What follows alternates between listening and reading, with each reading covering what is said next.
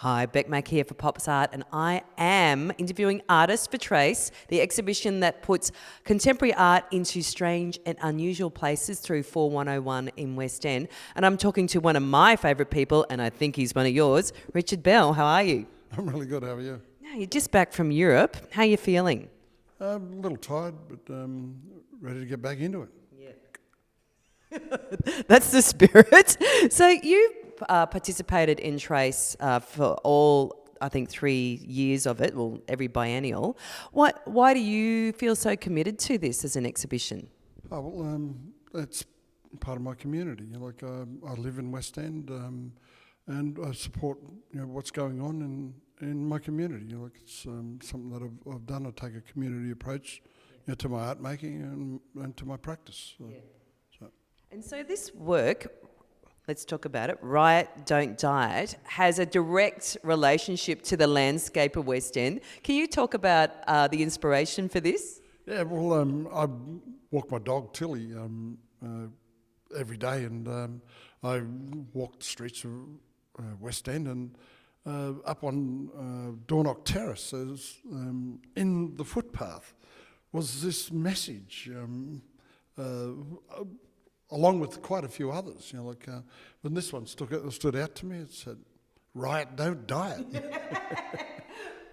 I've got to say, because I used to run up that hill every day, and every time I ran over that piece of graffiti, I was like, yes, riot, don't diet. That's what we all need to do. It does really cut to the core of, I guess, your practice and what you're saying in some ways, and I guess what we all need to hear. Yeah, well, it's like it speaks to capitalism, and how it encourages us to spend money, dieting. When half the time the diets don't work, or more than half the time the diets don't work. Almost 100% of the time they don't work. Yes, yeah. So this is totally appropriate, I feel. Now, what's the process in making this work? Like, it's so three-dimensional on so many levels. Well, this style is in direct response to Aboriginal art.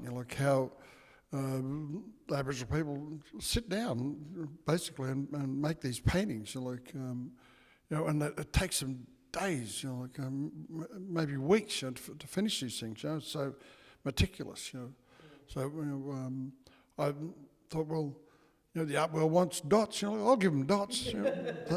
So I just got a paintbrush, and just get there and flick. I'm making hundreds, of dots every second. Yeah. It's beautiful. And so you're back from, you went back to Europe. You're back now. What's on the plan? What's up your sleeves now? Well, I've got a few things I have to do. I have to go to Sydney next weekend, not this weekend, the weekend after. There's an event in Sydney that I'm going to participate in, 52 artists, 52 actions at Art Space.